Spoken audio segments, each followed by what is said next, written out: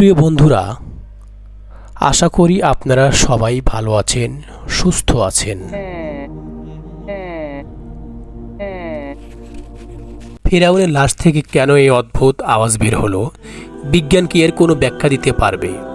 কেন প্রতি বছর ফিরআউনের লাশের উপর একটি ইঁদুর ছেড়ে দেওয়া হয়? কেন ফিরআউনের হাতের নখ এবং চুল বাড়তে থাকে? জানতে হলে ভিডিওটি সম্পূর্ণ দেখতে থাকুন। ফিরআউন কোনো ব্যক্তি বিশেষ নাম নয়। ফিরআউন হলো মিশরের তৎকালীন বাদশার উপাধি। পৃথিবীতে অত্যাচারী ও ক্ষুধাদ্রোহী শাসকদের মধ্যে ফিরআউন হলো অন্যতম। ফিরআউন শুধু অত্যাচারী শাসকই ছিল না, সে নিজেকে খোদা দাবি করত। আল্লাহর পরিবর্তে মানুষকে তার ইবাদত এবং পূজা করতে বাধ্য করত। পবিত্র কোরআনের ২৭টি সূরায় সর্বমোট ৭৪ বার ফিরআউনের কথা উল্লেখ করা হয়েছে এবং ক্ষুধাদ্রোহী এই অত্যাচারী ফিরআউনের করুণ পরিণতির কথা তুলে ধরা হয়েছে। হযরত মুসা আলাইহিস সালামের কাছে যখন ফিরআউন যুক্তিরত হেরে গেল, তখন সে ঘোষণা করল, আমি অবশ্যই তোমাদের হাত এবং পা অবশ্যই কর্তন করব এবং তোমাদের সবাইকে ফাঁসিতে চড়াবো।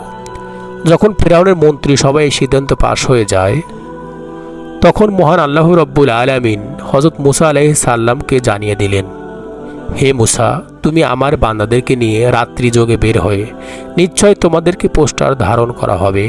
অতঃপর মুসা আলাইহিস সালাম তখন তার বনি ইসরায়েলদের সবাইকে নিয়ে রাত্রিবেলায় চলতে শুরু করলো। যেতে যেতে তিনি লোহিত সাগরের পাড়ে চলে গেলেন। অনেকেই এটা নির্ণয় করে বলে থাকেন, জেনে অবাক হবেন, ফিরআউন যেখানে ডুবে গিয়েছিল সেটি ছিল নীল নদ, বরং সেটি হলো সাগর। বাহারে আহামারিস বা লোহিত সাগরে ফিরআউনের মৃত্যু হয়েছে। কেননা আরবিতে নাহরন শব্দের অর্থ হলো নদী, আর বাহরন শব্দের অর্থ হলো সাগর। পবিত্র কোরআনেও বাহার শব্দটি ব্যবহার করা হয়েছে। হযরত মুসা আলাইহিস সালাম তার কমকে নিয়ে যখন লোহিত সাগরে পাড়ি সে এসে দাঁড়ালেন, তখন তারা দেখতে পেলেন পেছন থেকে দিয়ে তারা লোহিতে দৌড় দিয়ে আসছে। তারা কম লোকেরা বলতে লাগলো, সামনে বিশাল সমুদ্র, পিছনে ফিরআউন বাহিনী, নিশ্চয়ই আমরা ধরা খেয়ে গেলাম। তখন মুসা আলাইহিস সালাম উত্তরে বললেন, কখনোই না, নিশ্চয় আমাদের সাথে আমাদের মহান রব রয়েছে, তিনি আমাদের পথ প্রদর্শন করবেন। অতঃপর আল্লাহ রব্বুল আলামিন বললেন, হে মুসা, তুমি তোমার লাঠি দ্বারা সমুদ্রে আঘাত করো। সমুদ্রে আঘাত করার সাথে সাথেই সমুদ্রের বুক চিরে একটি বিশাল প্রশস্ত রাস্তা তৈরি হয়ে গেল। সাগরের মাঝে রাস্তার দুই পাশে পানি দুই ভাগে বিভক্ত হয়ে সূর্য পাহাড়ের মতো দাঁড়িয়ে রইল। আমরা অনেকেই জানি লোহিত সাগরের গভীরতা প্রায় ৪ থেকে ৯,০০০ ফিট। সুতরাং সমুদ্রের তলদেশে মাটি দুই পাশে পানি বেয়ে ৯,০০০ ফুট উঁচু হয়ে দাঁড়িয়ে রইল।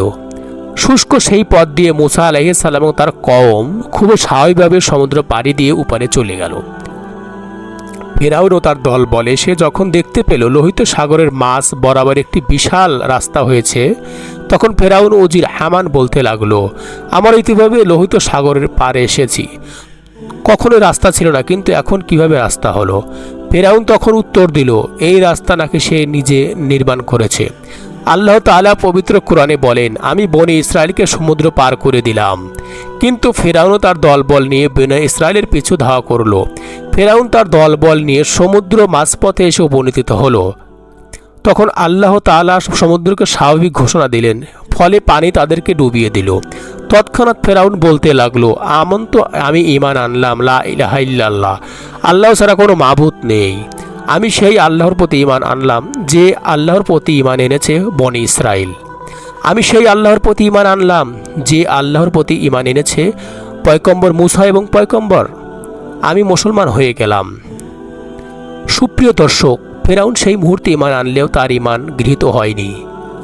আল্লাহ তাআলা জবাবে বলেন, তুই ঈমান আনছিস, ইতিপূর্বে তুই ছিলি চরম অবাধ্য এবং পৃথিবীতে ফাসাদ সৃষ্টিকারী, সুতরাং তোর ঈমান এখন কর্তব্য নয়। আল্লাহ তাআলা আরও বলেন, আমি আজ তোর দেহ রক্ষা করব, সে যেন পরবর্তী লোকদের নিদর্শন হয়ে থাকে। নিশ্চয় অধিকাংশ মানুষ আমার মহাশক্তিশালী নিদর্শন পথে গাফেল। ইমাম কাতারা রাহমাতুল্লাহি বলেন, বনি ইসরায়েলগণ সাগর পাড়ি দেওয়ার পর মুসা আলাইহিস সালাম যখন বনি ইসরায়েলকে ফিরআউনের নিহত হওয়া সংবাদ দেন, তখন তারা এই খবর অস্বীকার করতে লাগলো। কেননা ফিরআউনের ব্যাপারে তারা খুবই অসন্তুষ্ট ছিল এবং তারা বলতে লাগলো, ফিরআউন হয়তো ধ্বংস হয়নি, মহান আল্লাহ তাআলা ফেরাউনের লাশ চোখে দেখানোর জন্য এবং এর থেকে অন্যদেরকে শিক্ষা লাভের উদ্দেশ্য সাগরের ঢেউয়ের মাধ্যমে ফেরাউনের মৃতদেহটি তীরে এনে ফেলে রাখলেন এবং তা সবাই প্রত্যক্ষ করল। এতে করে ফেরাউনের ধ্বংসের ব্যাপারে তাদের নিশ্চিত বিশ্বাস হলো যে এবং তার লাশ হবার জন্য নির্দেশন হয়ে গেল। পরিশেষে তার লাশের কী পরিণতি হয়েছিল এ ব্যাপারে কুরআন ও হাদিসের কোথাও কোনো তথ্য নেই। কিন্তু এই ঘটনা সংঘটিত হওয়ার 3000 বছর পর লোহিত সাগরের তীরে জাবেলিয়া নামক স্থানে 1898 সালে ফেরাউনের লাশ সর্বপ্রথম আবিষ্কার করা হয়। কিন্তু এখানে প্রশ্ন হলো, ফেরাউনের মৃত্যুর পর থেকে 1898 সালে দীর্ঘ 3000 বছর লাশটি কোথায় ছিল? অধিকাংশ ঐতিহাসিকদের মতে এটি পানিতে অক্ষত অবস্থায় ভাসমান ছিল। যাই হোক, অতঃপর এই লাশটির তথ্য উদ্ঘাটন করতে শুরু করলো মিশর সরকার। দীর্ঘদিন গবেষণা সংরক্ষণ করে অবশেষে দীর্ঘ গবেষণার পর মিশর সরকার ঘোষণা করেন এটি সম্ভবত মুসা আলাইহিস সালামের যুগের মিশরের সবচেয়ে প্রভাবশালী ক্ষুধাদ্রোহী ফেরাউনের লাশ। বিশ্বব্যাপী এই সংবাদ ছড়িয়ে পড়ায় 1981 সালে ফ্রান্স সরকার ফেরাউনের লাশ নিয়ে উচ্চতর গবেষণার জন্য মিশর থেকে ফেরাউনের লাশকে রাজকীয় সংবর্ধনা দিয়ে নিয়ে যায়। ফেরাউনের লাশ লাল গালিচা সংবর্ধনা দিয়ে বরণ করা হয়। অবাক করা বিষয় হলো, ফেরাউনকে ফ্রান্সে আনার জন্য তার পাসপোর্টও তৈরি করা হয়। পাসপোর্টে তার পরিচয় লেখা হয় মহান মিশর সম্রাট। এটা করা হয়েছে কারণ ফ্রান্স আইন অনুযায়ী জীবিত কিংবা মৃত কেউ ফ্রান্সের পাসপোর্ট ছাড়া ঢুকতে পারে না। তাই এই নিয়ম মেনেই তাকে ফ্রান্সের ল্যাবে হাজির করা হয়। সেখানে বিখ্যাত সকল সার্জন ও বিজ্ঞানীরা সারা রাত গবেষণা করে আবিষ্কার করেন এই লাশটির মৃত্যু হয়েছে সাগরে। তার শরীরে লবণের কণাও পাওয়া গেছে। সাগরে ডুবে মরা ছাড়া এমন সামুদ্রিক লবণ কণা পাওয়া সম্ভব নয়। এছাড়া তার কয়েকটি হাড্ডিতে চোটের চিহ্ন প্রমাণ করে বড় বড় ঢেউ রুখতে গিয়ে তার এই অবস্থা হয়েছে। ডক্টর মরিস বুকালিকে এমন প্রশ্ন করায় মুসলমানদের কোরআনে এমন তথ্য রয়েছে যা মিশরের মানুষ সবাই জানে। বুকালি অবাক হয়ে বলেন, সম্ভবত ফিরআউনের মৃত্যুর তথ্য আমরা কেবলই আবিষ্কার করলাম। আজ থেকে 1400 বছর আগে মোহাম্মদ কি করে এমন কথা বলতে পারে? পরবর্তীতে তিনি পবিত্র কোরআন খুলে নিজে যখন এসব তথ্য দেখলেন তখন তিনি খুবই হতবাক হয়ে গেলেন। সত্যি তো হুবহু মিল রয়েছে। অতঃপর তিনি ইসলাম গ্রহণ করে নিজেকে ধন্য করেন। অবশেষে যখন বৈজ্ঞানিকভাবে প্রমাণিত হয়ে যায় এটি হলো মুসা আলাইহিস সালামের যুগের পাপী ও ফেরাউন, তখন মিশর সরকার লাশটিকে কায়ে করে জাদুঘরে রাজকীয় সংস্করণ করেন। এটি কাচের ফ্রেমে প্রদর্শন করে সংরক্ষণ করে। তবে দেহটি কোনো বিশেষ ব্যবস্থায় মমি করা ছাড়াই সংরক্ষিত আছে। বিজ্ঞান যার কোনো ব্যাখ্যা দিতে পারেনি। কিন্তু অবাক করা বিষয় হলো, ফেরাউনের লাশের কিছু অংশ অলৌকিকভাবে গোস্ত বৃদ্ধি পায়। আর প্রতি বছর মার্চের 15 তারিখে লাশের উপর একটি ইঁদুর ছুঁড়ে দেওয়া হয় এবং ছেড়ে দেওয়া ইঁদুর সেই সীমিত গোস্ত খেয়ে আবার সবার করে। আরও অবাক করা বিষয় হলো, অলৌকিকভাবে ফেরাউনের নখ এবং চুল বৃদ্ধি পায়, যা সত্যি হতবাক ও অবাক করা বিষয়। সম্প্রতি ফেরাউনের লাশের একটি অদ্ভুত আওয়াজ বের হয় যা গোটা পৃথিবীকে হতবাক করেছে। কি সেই অদ্ভুত আওয়াজ যার কোনো ব্যাখ্যা আদৌ সম্ভব নয়?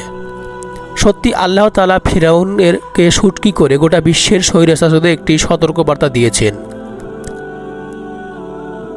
মহান আল্লাহ তাআলা ফিরআউনের মতন অত্যাচারী পাপিষ্ঠ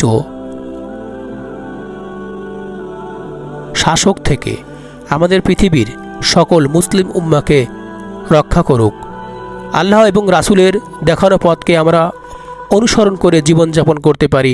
সকলেই বলি আমিন।